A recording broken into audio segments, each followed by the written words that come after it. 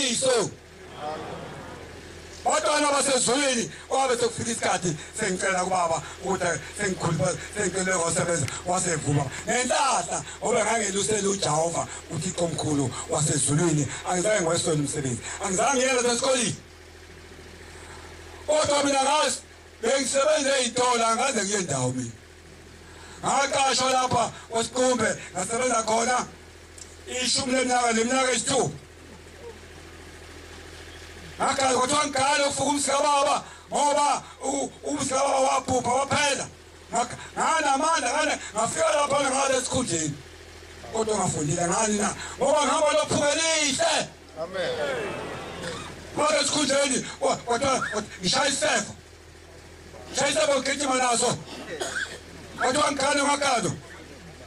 athi yashada ngakado athi shada ngakado Asa ngathi sengiyamatuba edrobheni sengiqasha khona ngisebenza khona ishumi leminyaka esithupha lapho siba khona kwakusikhumba umnikazi wesitolo ngasebenza nakhona ngafika ngamkhulu ngathi semphathi ithilo ngedwa kodwa ngafundile ngani nangoshembe banazareth amen bathi abelungu uyabona-ke mkhalazi njengoba uphathelele ithilo nje asizukunika iy'mpahla ngezethu kodwa uzoyithenga uma uzoyidayisa khona sokuthi umsebenzi uphethe kanjani awuphatha umsebenzi ngaphinda ngagada ngaphinda ngagada imshado wami u-8